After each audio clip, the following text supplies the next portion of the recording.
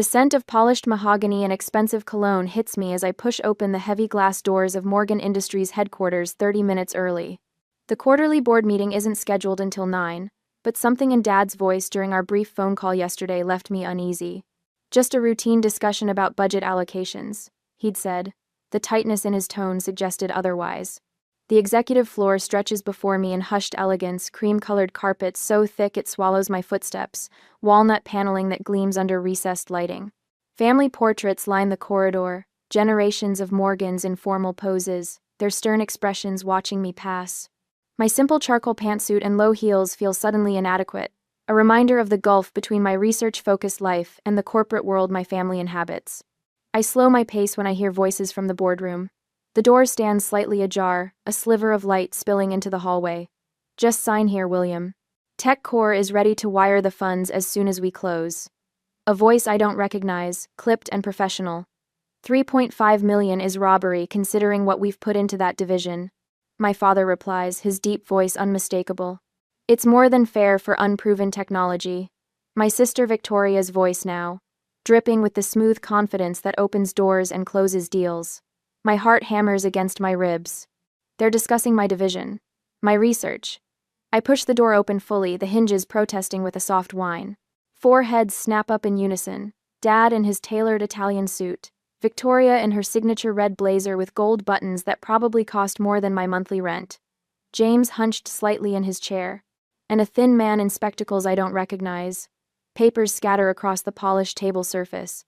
One slides toward me, and I catch the words Quantum Stability Division Asset Transfer Agreement in bold type before Victoria snatches it away. Elizabeth. Dad recovers first, his silver eyebrows drawing together. The meeting isn't for another half hour. You're selling my life's work without even telling me? The words tear from my throat, raw and disbelieving. Dad sighs, straightening his monogrammed cuffs. Your little science project has drained enough company resources, Elizabeth. 6 years of funding with nothing concrete to show investors. Nothing concrete? I step forward, hands trembling. We've achieved quantum stability at room temperature for 17 minutes. Do you have any idea what that means? Victoria laughs, the sound like breaking glass. Elizabeth's basement tinkering, she says to the stranger, who smiles thinly, always promising breakthroughs that never materialize. I look to James, hoping for support, but he studies his Italian leather shoes, shoulders curved inward as if trying to disappear. The memory of Grandma Morgan surfaces, her weathered hands gripping mine 3 months before she died. They don't understand vision, Lizzie, she'd whispered. But I do. That's why I'm setting up this trust for your research. Don't let them stop you. 6 years of 18-hour days. My small team working weekends, holidays, pushing the boundaries of what everyone said was impossible. Dad dismissing quarterly reports without reading them. Victoria mocking my expensive hobby at family dinners. And now this selling everything for a fraction of its worth to the first buyer who showed interest. This division has cost us nearly 12 million. Dad says, his tone gentler now but still dismissive. The board agrees it's time to cut our losses. The board hasn't met yet. I counter, my voice steadier than I feel. A formality, the voting shares are already aligned. He gestures to the papers. TechCore is being generous considering the circumstances. The room spins slightly. 6 years of work. My team's futures. All the potential applications. We've only begun to explore medical imaging that could revolutionize cancer detection, encryption that would make financial systems impenetrable, energy transfer systems that could slash power consumption. I turn to leave, my legs wooden, dignity the only thing I have left to preserve. At the doorway I pause, a sudden calm washing over me. Grandma's voice echoes in my mind. Remember who owns those patents, Lizzie. Remember what I taught you about protecting yourself. I turn back, meeting Dad's impatient gaze. You might want to check the ownership of those patents before you sign anything else. The words hang in the air between us. Dad's expression shifts subtly confusion, then the first flicker of uncertainty. Victoria's perfectly manicured hand freezes midair, the pen she's holding suspended above the signature line. James finally looks up, his eyes widening as understanding dawns. I walk out, closing the door behind me with a soft click that somehow sounds like thunder in the sudden silence. The revolution has begun. The next day, after getting more documents to defend my research, the morning sun slants through the blinds as I pace my living room, my fingers repeatedly dialing Margaret's number. 6 years of research. My life's work. And they tried to sell it for pocket change without even telling me. I'm outside, Margaret says when she finally answers, bringing reinforcements. I open my apartment door to find Margaret Wheaton standing there in a charcoal suit that makes my simple attire look shabby by comparison. Her Harvard Law diploma hangs in an office downtown with a view of the harbor. Behind her stands Dr. Thomas Reynolds, my research partner, clutching an accordion file bulging with papers. You were right, Margaret says, brushing past me. Her heels click decisively against my hardwood floor. We found everything. Thomas sets up his laptop on my kitchen counter, while Margaret spreads documents across my coffee table with surgical precision. The papers form a constellation of betrayal, each one a star in a universe I never wanted to discover. Your father has systematically blocked every funding request you've submitted for the past 3 years. Margaret taps a thick folder with a manicured nail. And that's not all. Thomas turns his laptop toward me. Look familiar? On screen is a PowerPoint presentation with Victoria's name prominently displayed. The slide shows quantum stability algorithms, identical to those we developed 6 months ago. She's been stealing our research. My voice sounds hollow in my ears. How? Remember Jason from IT? Thomas says. Victoria convinced him she needed administrative access to our servers for a security audit. She's been downloading our data for nearly a year. I sink onto my sofa, the room tilting slightly. She presented this as her own work? Won innovation awards for it. Thomas's normally gentle voice hardens. The quarterly bonuses she received for breakthrough thinking total more than our entire lab budget. Margaret hands me a folder labeled Morgan Industries Internal Correspondence. Inside are printouts of emails between Victoria and my father, spanning years. Don't worry about Elizabeth's funding requests, reads one from Dad. The board never sees them. I make sure of it. Another from Victoria. Had dinner with the TechCore executives. They're very interested in quantum stability applications. I told them my division is making significant progress. My father's response chills me. Good. Elizabeth's little project is bleeding money. When the time comes, we'll transition ownership to your division. Family legacy matters more than individual credit. My hands shake, anger rising like bile. I think of all the weekends my team worked, all the progress reports Dad never read, all the times Victoria mocked my hobby while secretly stealing from it. I look up at Margaret, who stands with arms crossed, waiting. We're going back there, I say, rising. Now. An hour later, we stride into Morgan Industries headquarters. The receptionist, recognizing me, buzzes us through without question. In the elevator, Margaret hands me a thick legal document. Your grandmother was smarter than all of them combined. She says, the patents are ironclad, registered in your name, funded through her trust. Your father can't touch them. The boardroom falls silent when I push open the door. Dad sits at the head of the table, Victoria beside him looking smug in a perfectly tailored burgundy suit. James occupies his usual place, shoulders hunched, eyes downcast. 3 board members I recognize as Dad's golf partners occupy chairs along one side. Elizabeth. Dad's voice carries a warning. This is a private meeting. About my research division, I say, stepping inside. Margaret and Thomas follow, closing the door firmly behind us. So I should be here. Victoria's smile tightens. We were just discussing asset realignment. Nothing that concerns M. You mean theft? Thomas interrupts, placing a flash drive on the table. Of intellectual property that doesn't belong to either of you? Margaret steps forward, her presence filling the room despite her small stature. I've prepared documentation showing systematic intellectual property theft, fraudulent representation of research, and misappropriation of corporate resources. She slides copies to each board member. Elizabeth's patents are independently owned through the Eleanor Morgan Trust. Any attempt to sell them to TechCore constitutes corporate fraud. The color drains from Victoria's face as she snatches a copy, scanning the pages rapidly. You always were dramatic, Elizabeth, Dad says, though uncertainty creeps into his tone. This is business, not personal. Stealing my work is very personal, I reply, surprised by the steadiness in my voice. As is blocking my funding while Victoria paraded my research as her own. Victoria slams her palm on the table. Innovation doesn't count unless it has my name on it. You've always been content hiding in your lab while I built relationships. Made things happen. You mean taking credit for others' work? Thomas projects emails onto the wall screen. Victoria's correspondence with Jason in IT, instructions for accessing our server, file transfers of our research data. One of the board members, an older woman with silver hair, examines the documents with a deepening frown. William, if these allegations are true. They're not, Dad interrupts. Elizabeth has always had an overactive imagination, playing in her lab while the rest of us ran a business. He rises, towering over the table. His gaze locks on mine, cold fury radiating from his eyes. You'll never work in this industry again. I made you. I can break you. The words hang between us, a declaration of war. 6 years ago, they would have crushed me. Today, they strengthen my resolve. The patents are in my name, I say quietly. Funded by grandmother's trust. She saw what you couldn't, or wouldn't. The boardroom falls silent. Even Victoria stops flipping through papers, her face a mask of calculation. The silver-haired board member stands. I believe we need an emergency meeting tomorrow morning. All board members present, full financial disclosure. She looks pointedly at Dad, no exceptions. Dad's face reddens as he realizes the situation isn't fully under his control. This meeting is adjourned until tomorrow.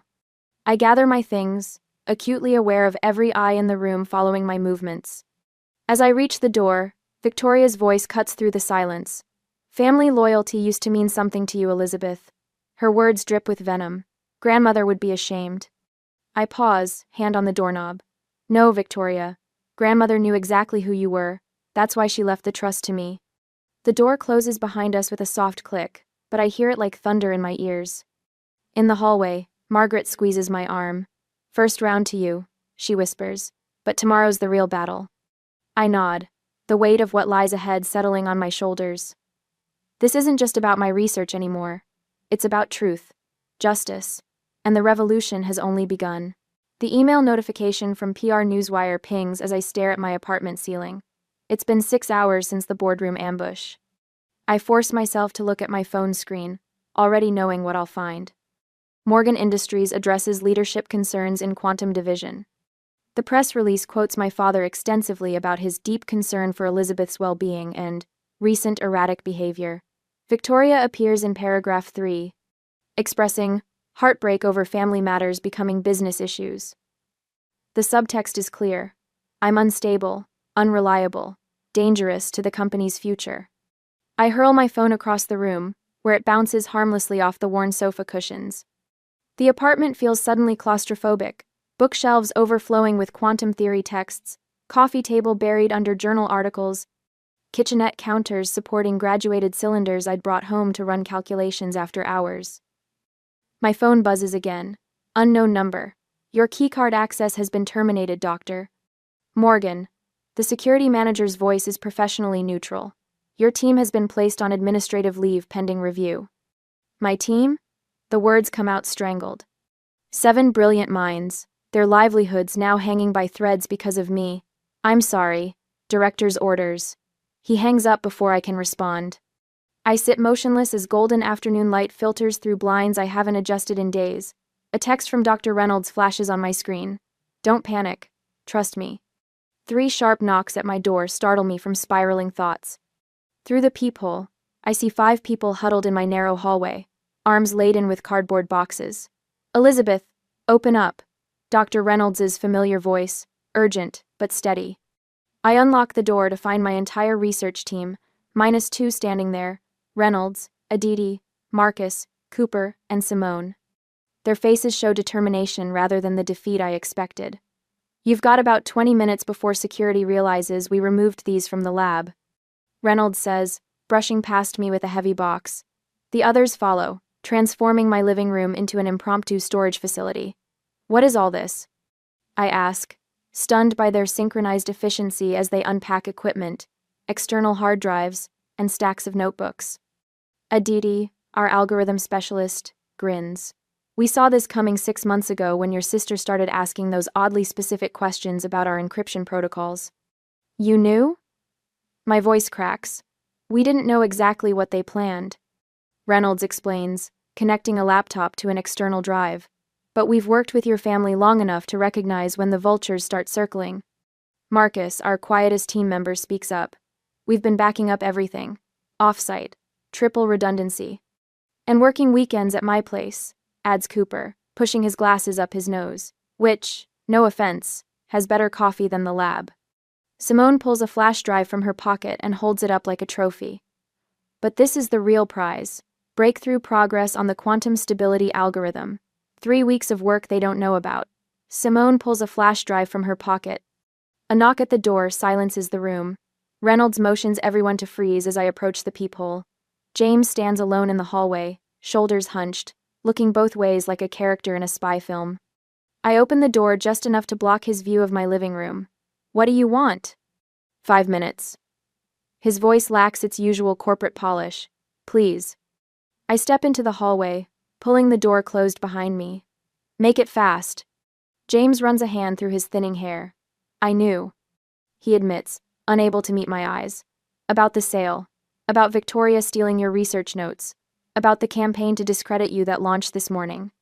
The hallway narrows as blood rushes to my head. And you did nothing. I was a coward. His admission hangs between us. But I'm done with that now. He pulls a folder from inside his jacket. Victoria's division hasn't produced original research in years. It's all acquisition and rebranding. These are the financial records proving it. I take the folder without opening it. Why now? James finally meets my gaze. Dad built an empire with brute force, but you could change the world. His eyes flick to my apartment door. Your team refused TechCore's offers this morning. Every single one of them. $500,000 each to jump ship, and they all said no. Something warm unfurls in my chest, pushing against the cold anger that's been my companion since the boardroom. Dad doesn't understand loyalty he can't buy. James says. That makes you dangerous to him. After James leaves, I return to find my team huddled around Reynolds' laptop, faces illuminated by scrolling code. Henderson and Farouk are still at the lab. Reynolds explains, playing along to feed us information. The PR campaign is just the beginning, I tell them, sinking into my lone armchair. They'll come after all of you next. Your careers, your reputations. They already have, Simone says, sliding her phone across the coffee table. On the screen, a series of texts from recruiters offering fresh starts, away from the Morgan situation. Cooper snorts. TechCore offered me a corner office and stock options. I told them I don't work for thieves. Aditi nods firmly. Your grandmother funded my doctoral research. Loyalty isn't just about paychecks. The mention of my grandmother sends me to the bookshelf where I keep her letters. Between quantum theory textbooks sits a worn leather portfolio. Inside, among birthday cards and graduation notes, I find the letter I vaguely remembered written 2 weeks before she died. My hands tremble as I read her spidery handwriting. The charter amendment is filed with Harrington. If William ever tries to appropriate your work, Article 16 automatically redistributes voting shares. He never reads the fine print, darling. That's always been his weakness. I work through the night, poring over company documents with new understanding, while my team catches sleep in shifts on my sofa and floor. Near dawn, I find it Article 16, Section 3, Paragraph 7. The clause that changes everything. Grandma knew this day might come. I whisper to her photograph on my desk as the first light of morning streaks through my blinds. My phone buzzes insistently. Then again, and again. The first message is from the patent office. My quantum stability algorithm officially granted. The second, National Science Foundation breakthrough designation confirmed. The third makes me sit up straight, a smile spreading across my exhausted face. Initial licensing interest starting at $4.2 billion. Bye. I look around at my sleeping team, at the boxes of research they rescued, at James's folder of evidence, at Grandma's letters. They have no idea what's coming. The next morning, the boardroom feels different today. 13 members of the Morgan Industries board sit in leather chairs around the massive walnut table, their expressions ranging from curious to concerned. The emergency meeting called for 9 o'clock sharp has everyone on edge. I stand in the corridor, watching through the glass wall as Dad checks his watch for the 3rd time in 5 minutes. Margaret squeezes my arm. Ready? I smooth my tailored charcoal suit, not the simple pantsuit from last week, but something with just enough authority to make a statement. I've been ready for 6 years. We enter, flanked by my legal team carrying sleek portfolios. The room falls silent. Dad rises from his chair at the head of the table, face flushing. This is a closed board meeting, he announces, voice sharp. Elizabeth, you and your entourage need to leave immediately.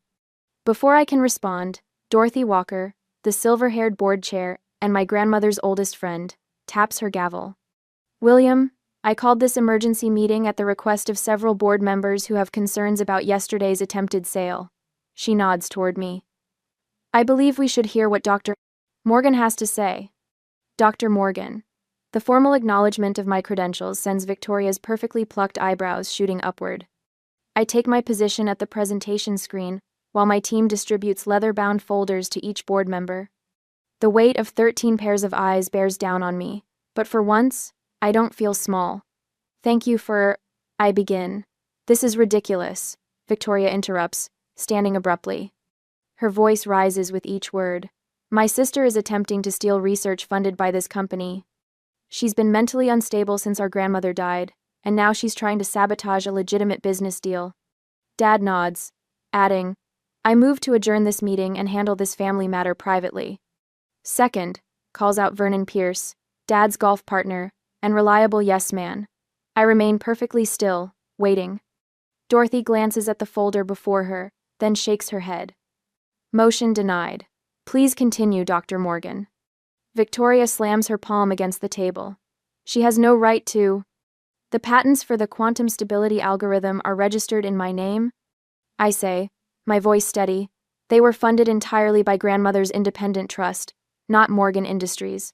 The documentation is in your folders. Section 1.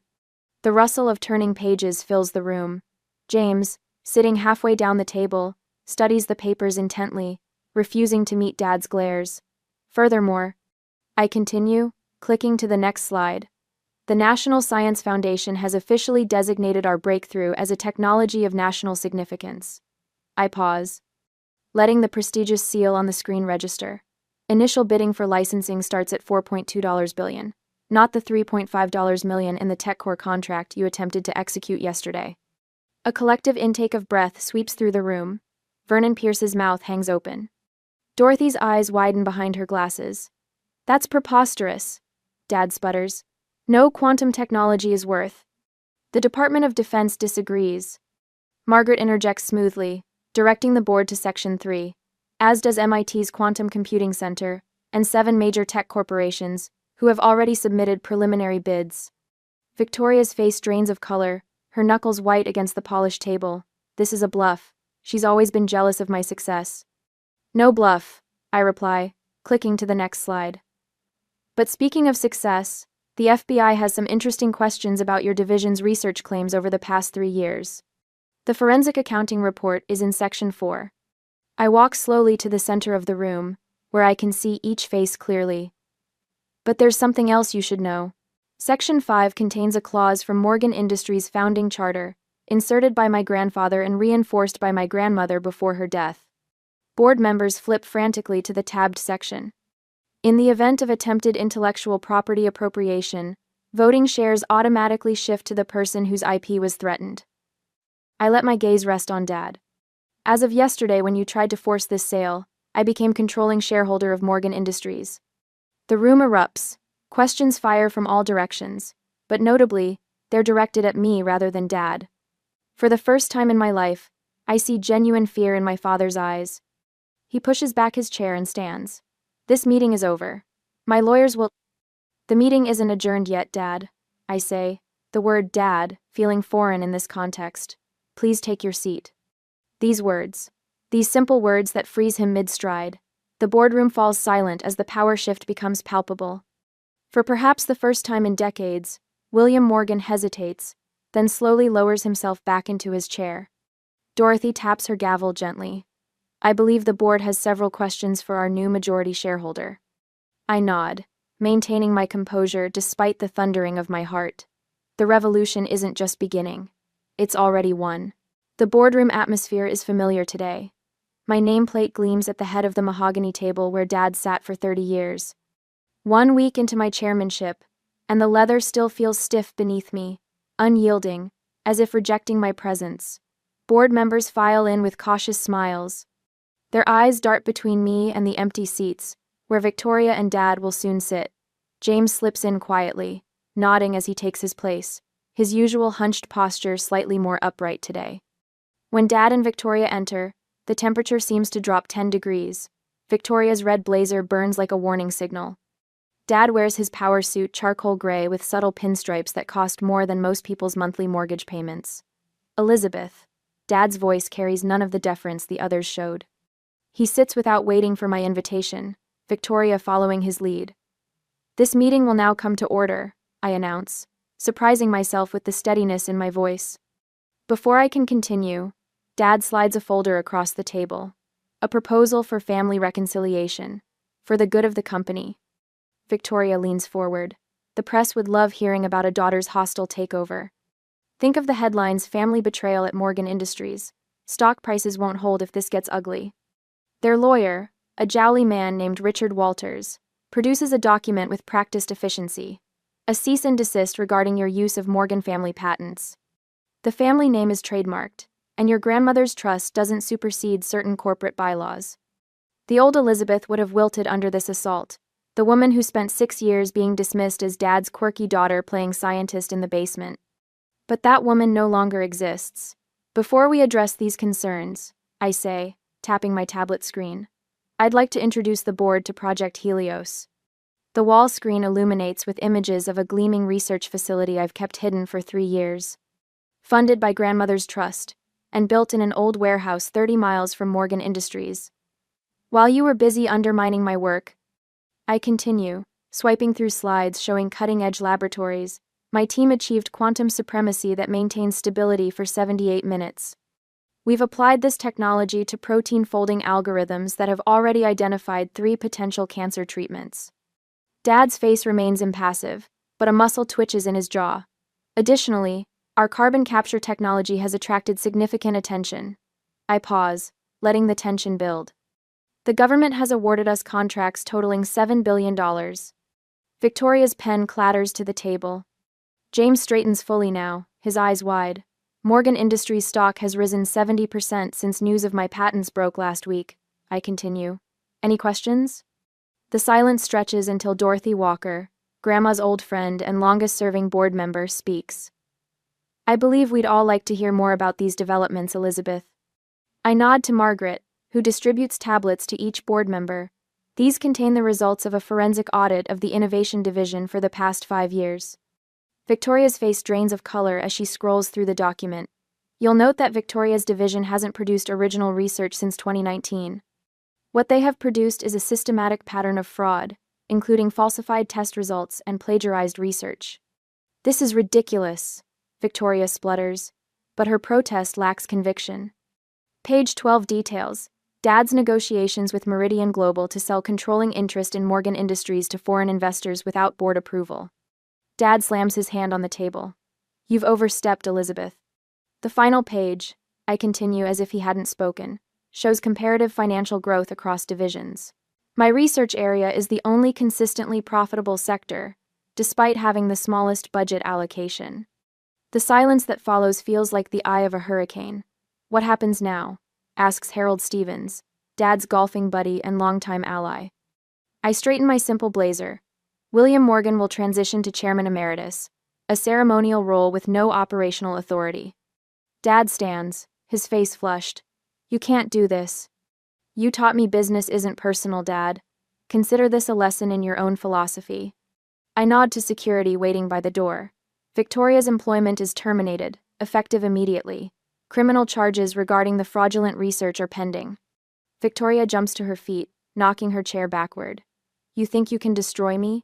I'll burn this company to the ground before I let you win. As security escorts her out, her threats echo down the hallway. You're destroying the Morgan legacy. You'll regret this. I turn to James. The CFO position remains yours, with a 6-month probationary period under oversight from an independent committee. Relief washes over his face. Thank you, Elizabeth. I won't let you down. Dorothy Walker will serve as interim COO during our transition period. I continue. All in favor of approving this restructuring plan? One by one, hands rise. Even Harold Stevens, after a moment's hesitation, raises his. Dad remains standing, his hand firmly at his side, but it doesn't matter. The vote is unanimous without him. As the meeting adjourns, Margaret touches my arm. A reporter from the Financial Times is waiting for a statement. In the atrium, camera lights flash as I approach the podium. The journalist from the Times steps forward. Dr. Morgan, what happens to Morgan Industries now? The question hangs in the air as I consider the weight of legacy, the responsibility of power, and the future stretching before me. The company that bears my name but never valued my vision. The family that shares my blood but rarely my values. Dad watches from the boardroom doorway, his expression unreadable. For the first time in my life, I don't search his face for approval. The scent of fresh paint and lemon polish greets me as I guide a cluster of eager young scientists through the glass-walled corridors of what was once Morgan Industries' fortress-like headquarters. 6 months have transformed the space completely. Gone are the heavy mahogany doors and closed offices, replaced by transparent walls and collaborative spaces where researchers freely exchange ideas. Our quantum stability lab is through here, I explain, smoothing the simple but elegant navy blazer I've paired with tailored black pants. No designer labels, just quiet confidence.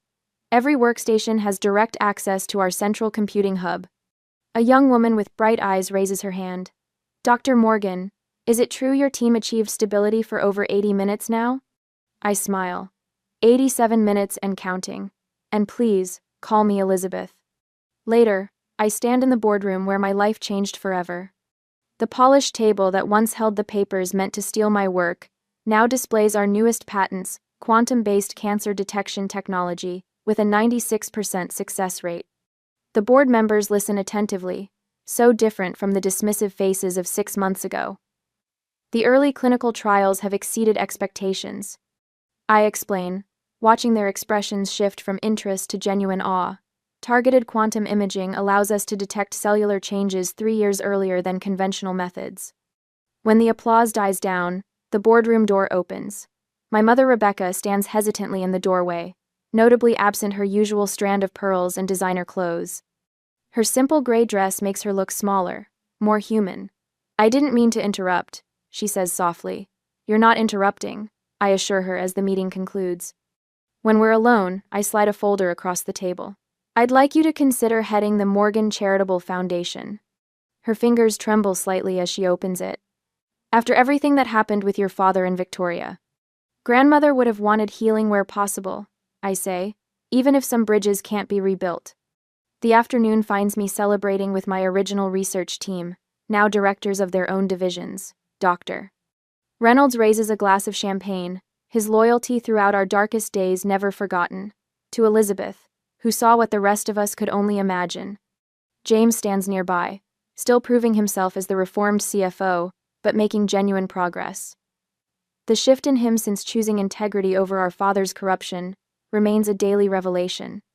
Before leaving, I detour to my office, where a young physicist, Allison, waits anxiously with calculations spread across my desk. Everyone says my approach is too theoretical. She confesses, shoulders hunched with familiar self-doubt. I recognize myself in her uncertainty. Never let anyone tell you your ideas are too ambitious. I tell her, thinking of all the times my own vision was dismissed. The quiet ones are usually building revolutions. That evening, I hang grandmother's portrait beside the framed first patent that changed everything. The small brass plate beneath reads, "Never underestimate the quiet ones, they're usually the ones building revolutions." At my desk, I review plans for our new research campus when a news alert flashes across my screen. Morgan Industries' value has tripled since the restructuring. I smile, close my laptop, and glance at the clock. 5:30 p.m. For the first time in years, I'm leaving on time. The revolution isn't just about quantum science, it's about changing how we value what truly matters.